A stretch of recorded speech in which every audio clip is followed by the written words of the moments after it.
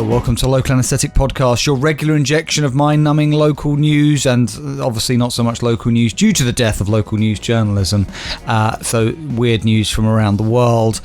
This is episode 396 now. As always, I am joined by Rob. And Rob, I was thinking about this the other day because I was visiting my local newspaper website, well, the News Shopper and other ones, and they obviously have made a strategic decision to say, you know what, get rid of the weird, funny news. Let's just play it, and it's like, well, that was what made you great. Do you not understand that? And it is a shame. The News Shopper is not what it once was, Rob. No, I can understand that. I think what's happened is, as well, they seem to be giving their own take on national news, which for me kind of defeats the purpose. I mean, we've got covers, we've got papers covering national news. We don't need your take on national news from a local perspective. That's not what we're here for. So, get your house in order. How are you, Alex? I'm fine. Thank you, Rob. And I agree with what you've just said there. I envision a future, not in the not too distant future, where local newspapers are all written just by, large language model sort of chatbot things. Yeah, I don't think we're too far away from that, if I'm completely honest. There's been a lot of stories I've noticed about local papers trying out AI chatbots writing their stories, and I feel that, are they trying to make themselves redundant? Yeah. That just seems like a bad idea to me. But good luck to them. Rob, I just have something I need to say to our listeners. I believe it was episode 395 where we were reminiscing, were we not? I think we were I don't know how it came across. Maybe we were talking about episode 400, and I think you told the listeners, or we reminded them, that was it episode 300 where we had a catastrophic failure when we were recording. Correct. And nothing, yes. My end. So we were recording, Rob and I, but none of my audio was recorded.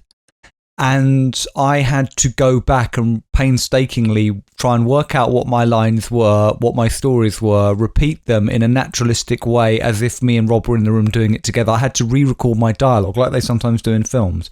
And nobody noticed. And this you said was an incredible feat, yes? You're correct, yes. So what I'm going to say to you, Rob, is we need to stop mentioning that, including now. Because... Right. When we finished recording episode 395, the bulk of my my audio was not there. About 20 minutes worth was missing. Right. Listen, this is literally the first time Alex has told me this. Yeah. Yeah. So you did you? It was. So you've listened to the edit. Did you notice anything? No. I mean, the episode is out. I mean, it's been out for a while, and no. I mean, it was quite pathetic then. I re-recorded my lines, Rob. Bearing in mind that the only thing that helped me with episode 300 was that I could vaguely hear some of what I said through your microphone, through your audio. Right. This time, there was nothing. So I had to basically... So you've got to... I'll explain to listeners how I did it, how I've done it, the times it's happened. I have Rob's audio in my ear. I have myself set up on a mic, and so I have to pretend that I'm talking to Rob sort of live, and then all the magic happens in the edit afterwards, where I then make it sound much more naturalistic in terms of where things come in. So that's what happens. So episode 395, large parts of that are, again, a deep fake. Wow.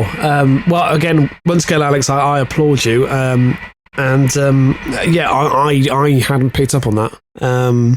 Yeah. But how would listeners know? But also, if you're a listener now, you're going to be thinking, well, how do I know that what I'm listening to with Alex now isn't another failed technical issue and Alex is re-recording his lines? Even if I say right now, I'm recording it live with Rob here, we're doing it, there's no re-recording of lines happening, I would say that, wouldn't I? Well, Alex, we've speculated in the past that we could just outsource this to, a lot like the local journalists, we could just outsource this to ChatGPT and no one would be any the wiser. If it could replicate our voices in some way, for all they know, we've stopped doing the podcast months ago. True. What if one of us didn't really exist and it was just one of us recording a podcast and then doing the other person's voice? So and then just throwing our voices. You mean one person? Well, I could. Response. I could set up a podcast now, couldn't I? Between 3 people, my voice, another person who talks like this, and somebody else, and I could just do it all in the edit. Yeah, and Jimmy the Welshman. Yeah, absolutely. I'm not going to do the voice. Yeah, you're right, Alex. You're absolutely right. I mean, I wonder, someone must have done that, surely. I don't know, but there must be like an impressionist podcast or something along those lines. I just wanted to say, Rob, that Jimmy the Welshman is in jail at the moment, and you know that, so we don't talk about him. I mean, no, but my thoughts still go towards his family. It was a miscarriage of justice, Alex. Right. So, Rob, is there any news before we crack on with this? I don't believe there is. No. I think we can just get straight into the stories. Right, well, I need you to actually watch this. It's unusual we do this. We're going to watch it. I'm going to show you a video, Rob. I'm going to email you the video. You're going to watch it. And I understand this is a audio podcast, but people can watch along at home, and you can commentate over the video as it's on, because it's made my week, really. Maybe more. Okay, so, right. I'm going to email you now. I won't say what your strange email addresses, but you know what I mean. We all did silly things when we were younger. Right, here we go. I've emailed it to you, Rob. Okay. Right. So let me, before you even open it, let me just reveal what the story is about. Where's it been sent from? Has it been sent? Emails, right? It's sent. Right. Okay. Got it. So do you want to bring up the story, but don't put the video on yet?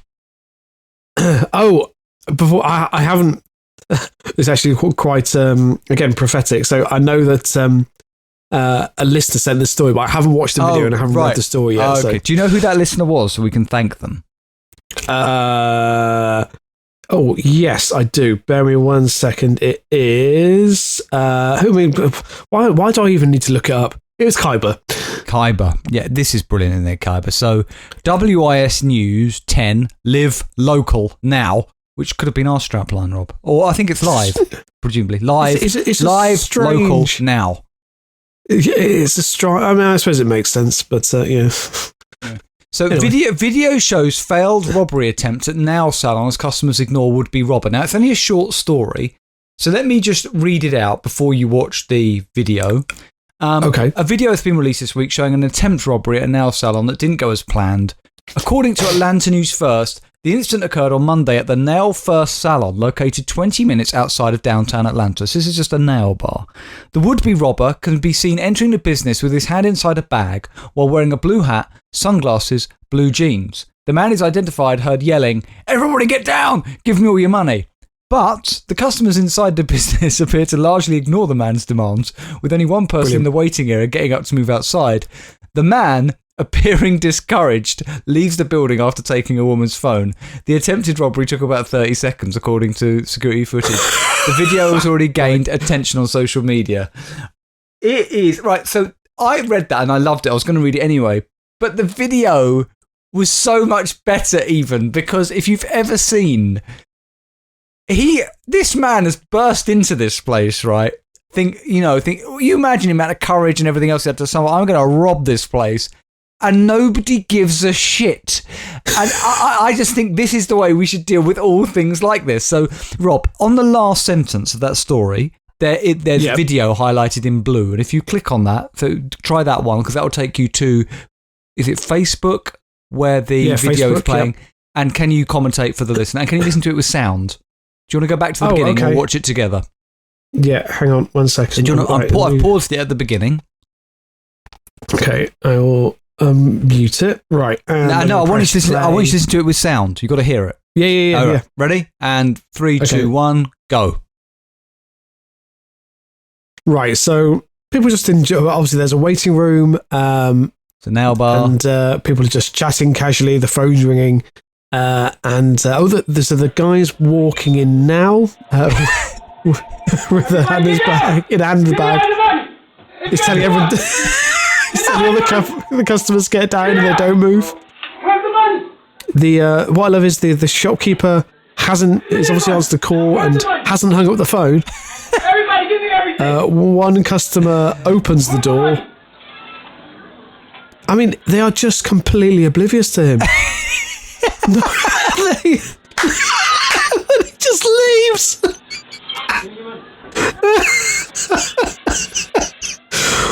Oh, that is superb. Isn't that brilliant? So that is how we should deal Shut with up. it. Sorry, Alex. That wasn't aimed at you. It was just playing a clip of X Factor Global. So, Rob, do you think...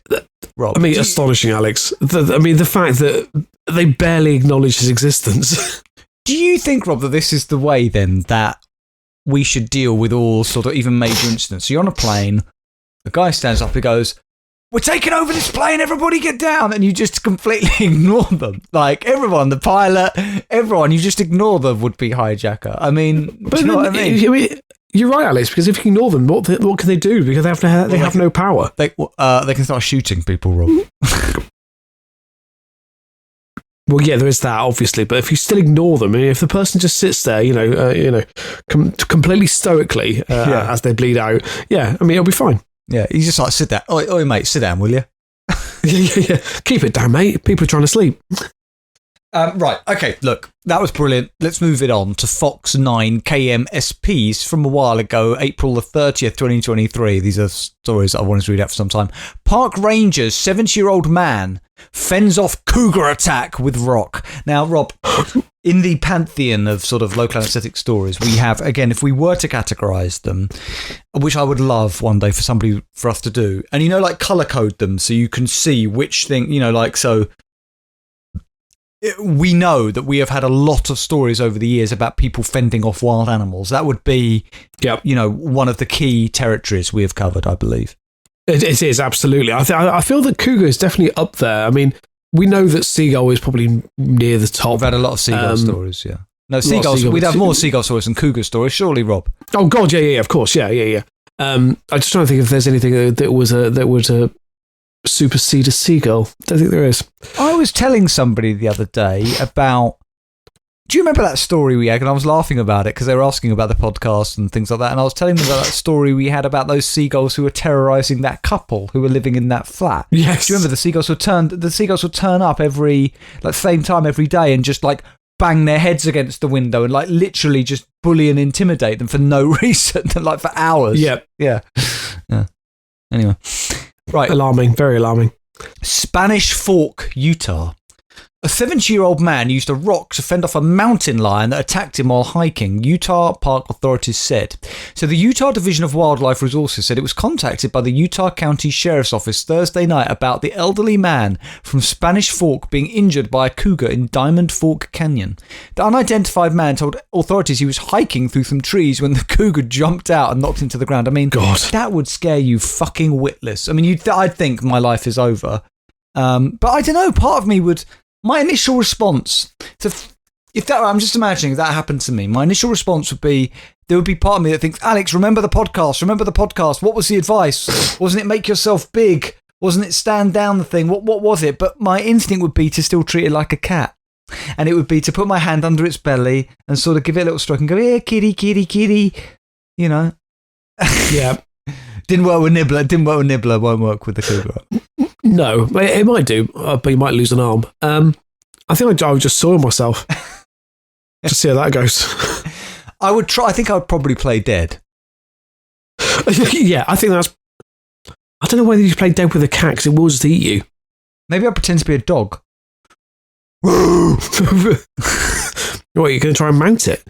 I mean, give it a try. Yeah, do you know what? That is the strategy. That's the equivalent, I reckon, a bit like what we just saw with the nail bar.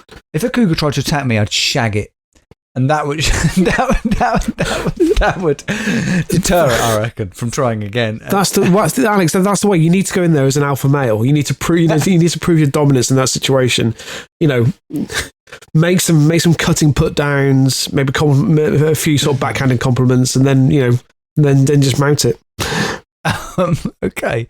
Well, what this man did was he grabbed a rock and he threw it at the lion before the animal left the area.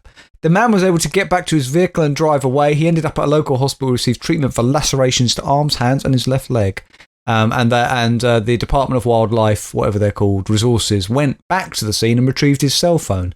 They unsuccessfully tried to find the cougar, although they spotted some of the animal's tracks. And signs have been placed in the area to alert other hikers. That's a definition of locking the gate after the horse was bolted. Authorities said it's very rare for cougars to attack people, and it's often the result of the animal being startled, defending a kill, or a mother defending her cub. So it's the man's fault, Rob. Yeah? Absolutely, yeah. What was he trying to do? What was he trying to do, Rob, to that cougar? Alex, how do we know he wasn't trying to steal the cubs for God knows what end? Hey, Rob. Here are some tips, Rob. Top tips to help prevent conflicts with cougars. Great. I mean, it's never happened yet, but who knows? Try not to blame and be critical. Sit down and discuss the conflict maturely and calmly. Oh, sorry, that's a different article. All right, here are some tips to prevent conflicts with cougars. 1. Do not hike or jog alone. Okay, now, Rob, I need your help with this. I don't hike alone, but I do go jogging about once a week, sometimes twice a week, alone. Are they saying I should stop that? Alex, I don't know how to say this. I don't think there's a massive problem where you live with cougars. Rob, my local park is Beckenham Place Park, and when I was growing up, a kangaroo was spotted there, and it was covered on the Big Breakfast. Do you say that? Do you know that? Hang on, no. Yeah. They put a reporter down in Beckenham Place Park because woman saw a kangaroo there at 8 in the morning. No, she didn't. Okay, let's see, because it was pre-internet. Let's see, kangaroo. It's in 2000. Animal welfare experts have sprung into action after reports that a 6-foot kangaroo is prowling a golf course and park in South London. Members of Lewisham Council's Animal Welfare Department have found a set of paw prints, but so far the creature is keeping one jump ahead of them. Beckenham Place Park manager, this is year 2000, Rob, Jim Horn, said that several golfers have reported seeing the animal, but the latest sighting was made by 2 women walking their dogs. They were visibly distressed. One claimed her dog had been kicked by the creature and came flying out of the bushes. Another park worker who did not want to be named said that a number of tall shrubs have been uprooted and eaten. This could only be the work of a tall creature like a kangaroo. We just don't know where it could have come from. A council spokesman urged people not to go looking for the beast. Kangaroos are potentially dangerous creatures, and the last thing we want is anyone getting hurt. That, Rob, is before this podcast, but we would have covered it. Yeah, absolutely. I mean, astonishing. And in another article, Rob, this is from The Guardian. The RSPCA said the kangaroo is more likely to be an escaped wallaby, and although they are much smaller animals, could easily be mistaken. Several wallaby colonies exist around Britain. One group had thrived in Derbyshire's Peak District. They had no plans to take any action unless the animal was injured or sick, but advised people in Beckenham not to approach it. Last night, media interest was growing. CBS and Australian television news crew had joined the hunt. We are hoping it could be something of a Loch Ness monster. So Rob, when I do go jogging through that park, I'm always, Rob, aware that at any stage I could be clobbered by a wallaby stroke kangaroo. I mean, I stand corrected, Alex. It seems like a sensible decision. Yeah. Rob, before we just finish this story and hand over to you, I must just finish the top tips because people did want to know them. Number 2, maintain awareness in cougar country while hiking or jogging. Avoid using headphones to block out your surroundings. Travel in groups. Keep everyone together, including children and dogs. Make noise while hiking to alert cougars of your presence. So as you're like running, just go, things like that. Right. Yep, sure. Leave the area if you find a dead animal, especially a deer or elk, since it could be a cougar kill. If you live in an area near deer habitat, do not leave children outside or unattended, especially at dawn or dusk. As a deterrent, install outside and motion-sensitive lighting around your property, Rob. Trim vegetation, remove wood piles to reduce hiding places for wildlife, because those kangaroos stroke cougars will hide, Rob, behind logs. Bring pets and livestock inside at night or secure them in a barn or kennel with a top. And in the rare event, Rob, that you do happen to encounter a cougar, not a sort of sexually aggressive older female, we're talking about the cat. Yep. Here are some tips to keep you safe. Rob, never run from a cougar, since that could trigger the cougar's instincts to chase. Maintain eye contact. Pick up children and pets and keep them very close. Stand up tall, difficult for you, Rob, but do not crouch or squat. Make yourself look bigger by raising and waving your arms or jacket above your head. Talk firmly in a loud voice, back away slowly and leave the area. Fight back if you are attacked. Protect your head and neck. So get into a fist fight, Rob, with the cougar. Alex, you're just describing alpha male. Surely this is exactly what I said. Exactly. If you're aggressive enough, the cougar will probably flee. And the last tip is, if all these fail, mate with the cougar. Right. Yeah. I mean, invaluable advice.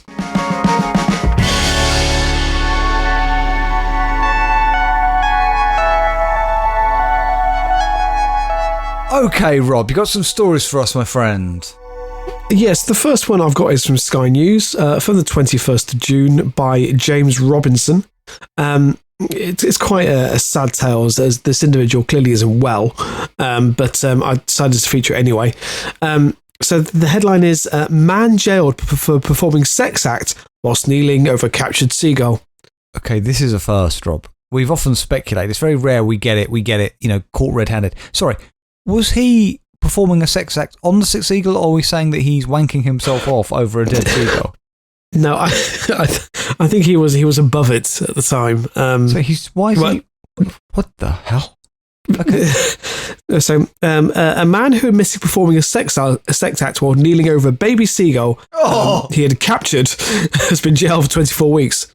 I don't think 24 weeks. That's not really that long. That's half a year. Well, I don't know.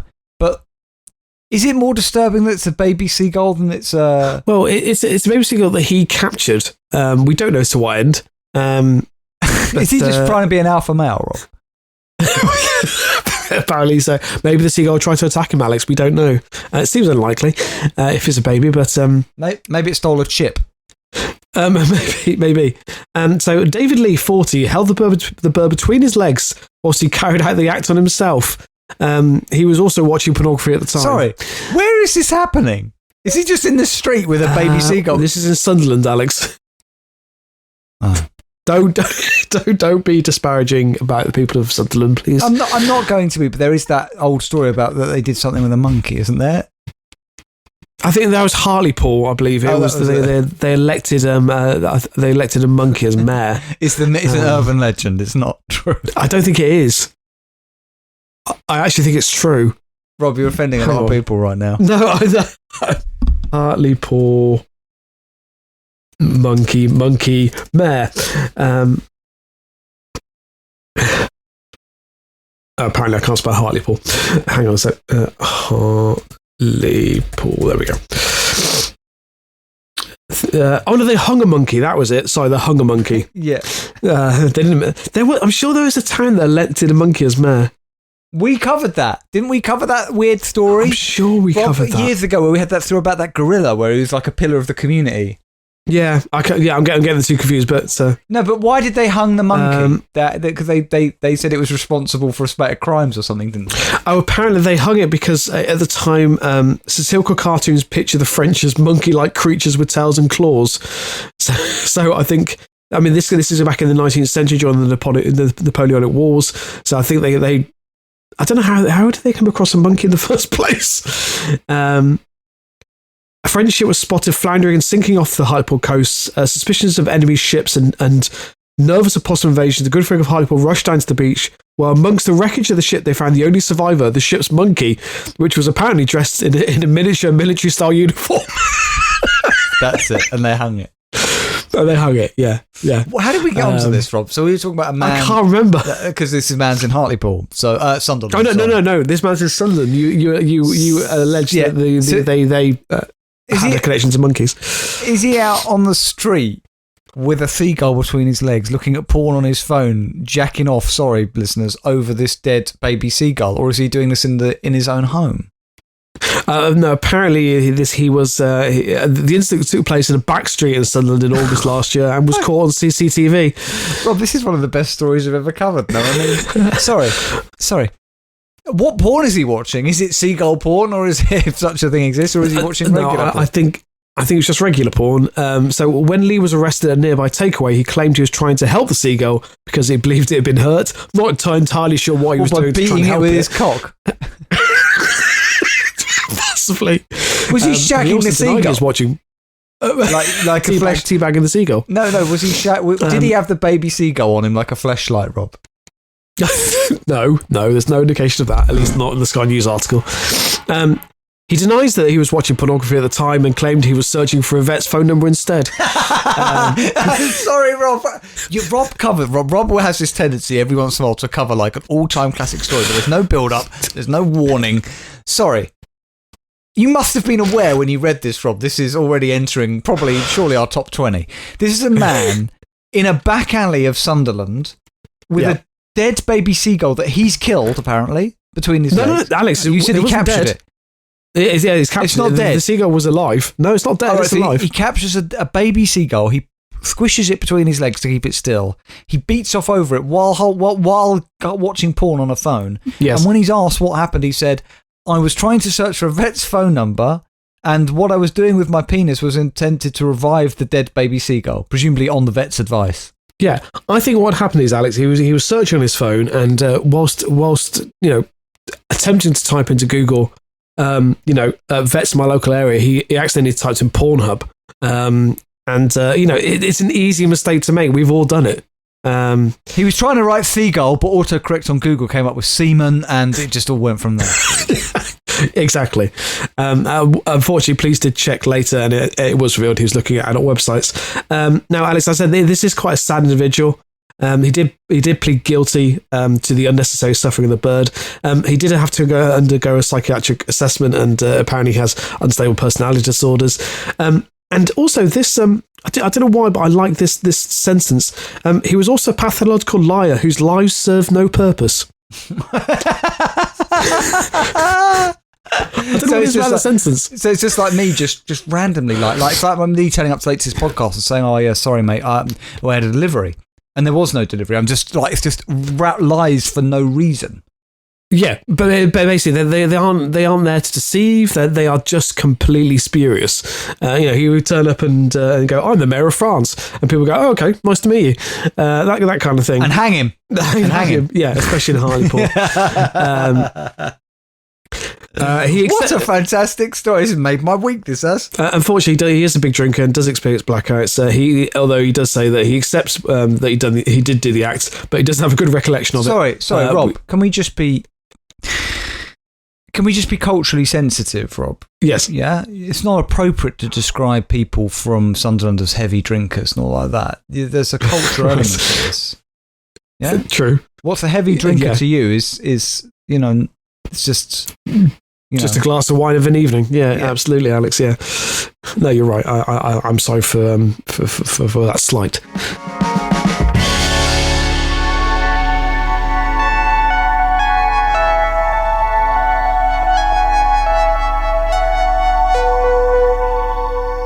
Okay, everybody. I've really enjoyed this episode so far, Rob. It's been a while since we've seen each other and recorded, and it's felt fresh, Rob. Like yes, two lovers who haven't seen each other in a while and meet up and etc. Rob, masturbate over a seagull.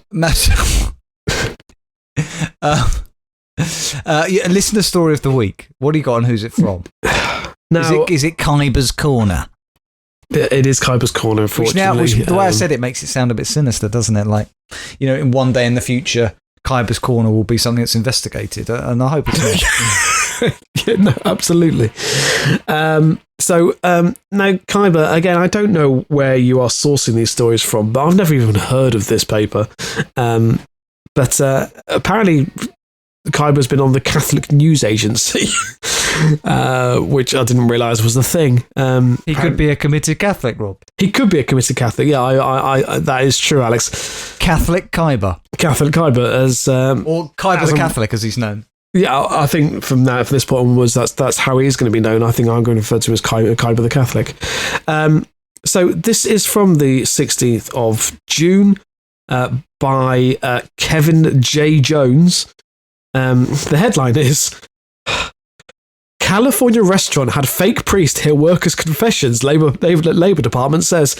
Oh my God, I had this. I think I had it, and it's not, for whatever reason, I haven't saved it. This is a story, yes, I wanted to cover. Or did we cover it already? No, this is new to me. All right. So, a California restaurant had an individual impersonate a priest to encourage employees to confess their sins against their employer. But the link... Yes, I've got this. This is brilliant. Yeah, it's a great story. But the link hasn't... the man has no links with the Catholic Diocese of Sacramento, a diocese spokesman had said. Our own investigation found no evidence of any connection between the Diocese of Sacramento and the alleged priest in this matter. Brian J. Visician, Director of Media and Communications. Rob, I've told you, mate. If you look at the name and you decide, you know what, this isn't for me, it's fine. I know, I can't just say Brian. Brian, Director of Media and Communications for the Diocese of Sacramento, because that sounds like I know him on a one-to-one Just make up basis. the last name, Rob. Okay, Brian the Catholic told CNA on Friday, while we don't know the person in question, we are completely confident he was not a priest of the Diocese of Sacramento. So the US Department of Labor on June 12th said the use of supposed priests. Alex, surely, come on. The episode title, The Use of Supposed Priests. Yeah, that is very nice. Yeah.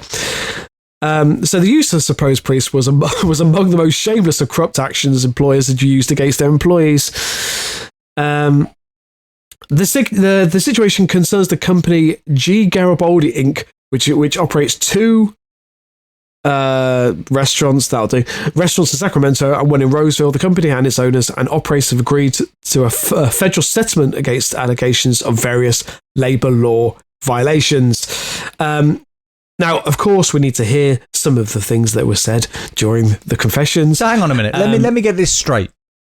You're saying that the employer wanted to see if people were acting outside of sort of work practices. And so their way of finding this out was to send in a fake priest who would offer confessionals that they would then, so he's like a mole, that they would then hear back from, like, yeah, well, Sally says that she pisses in the sink when people aren't looking, things like that.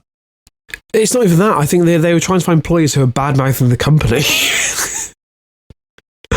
So... What an extraordinary, like my first thought would have been, okay, we'll just plant some sort of hidden cameras or some microphones, not we'll get a man in to be a fake priest. I mean, it's quite elaborate. It's quite ornate. Yeah, it absolutely is, yeah. Yeah, anyway. Okay. So, during the Department of Labor's litigation in federal court, an employee testified that in November 2021, restaurant operator Eduardo Hernandez offered a person identified as a priest to hear confessions during work hours. I found this conversation to be strange and unlike normal conversations. He asked if I ever got pulled over for speeding, if I drank alcohol, if I had stolen anything. The priest mostly had work-related questions, which I thought was strange. At which point were your sort of, your alert system, your inner alert system telling you something is wrong here? That's not what priests do. So tell me about what you think about, your employer, Do you think the food they produce is good quality? Would you review it highly? So according to the employee, the supposed priest urged employees to get their sins out. He asked them if they'd never stolen from their employer, been late to work, or done anything to harm their employer. The purported priests also asked if they had bad intentions towards their employer, the Department of Labor had said. Hang on, whoa. The purported priest is a good name for a band, but probably from the sort of 90s, and they were sort of a bit like Madness, that sort of thing. Ska. Yeah, absolutely. Yeah. So numerous employees went to the confession with the supposed priest. Rafiq Alfaro, an investigator with the Labor Department's Wage and Hour Division, said that workers felt Hernandez brought the priest to intimidate them. Rob, what happens in this scenario? Because anything can be said in a confession. What if one of the workers went to the confession and basically said, yeah, I killed a man? Yeah, absolutely, Alex. Then what? Absolutely. Yeah, okay. Well, my son, you're forgiven. But can we just go back to what you think about, your sort of working hours? Yeah. Say Hail Mary and let's get on what we were talking about before. Yeah. So Mark... I'm sorry, listeners, I've been enjoying my daughter. We just had Lyra come in? Yeah. Oh, let me say hello to Lyra. Live on air. This is Rob's daughter. Give me something here. How old is she now? 2.5? 2.5. 2 and 3 months. I have to say, she looks a lot older than... She looks... Does other people say to you she looks older than 2.5? I think she looks more like a 3-year-old. She's taller. Yeah, she's definitely a lot taller. Hello, Lyra. She can't hear me. Hear you. Oh. Can she recognise people on screens and stuff? Oh, yeah. Hang on, sorry. I've still got my story up. Can I say hello to Uncle Alex? Lyra, hello. Waving. No, you're not saying anything. What listeners don't know is Lyra is probably the cutest 2.5-year-old there's ever been. I mean, literally, she's like, she could be in adverts. Oh, sorry, Boo. Oh, yeah. Bye. Okay, Lyra has left the room. Yes. Obviously, Rob, although that, obviously I tried to make that sound like it was a nice and sort of pleasant sort of interruption, but this is a professional podcast, Rob, and, I'm sorry as well. I did try and get out of the room as quickly as possible. This is an uncontrolled variable, Rob. Yeah, I appreciate that. You need to control this variable, and in the words of, what's his name, that guy at the shouting in the bathroom, I think you need to correct. Actually, no, that's a bit sinister. I'm not going to go down that road. Forget that. Yeah, I'm not sure where that was going. So look, just good to go back to the story. The main thing is to obviously just reiterate that obviously the restaurant in question has agreed to consent. The employers agreed to consent, judgment and settlement, so they'll be paying out damages to the employees that heard they were forced to make confessions against their employer.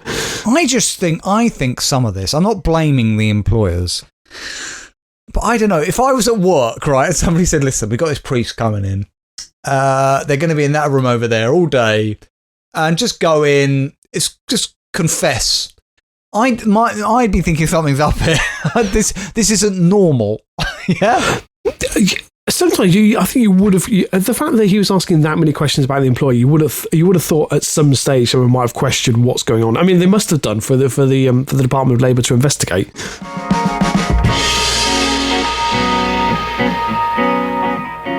That brings us to the end of episode 396. Rob, I've really enjoyed that. What a smattering of stories. What a smattering of enjoyable stories that has been, Rob. But as I begin, Rob, to sort of wind down this episode, I feel a ball of anxiety, Rob, rising in my stomach.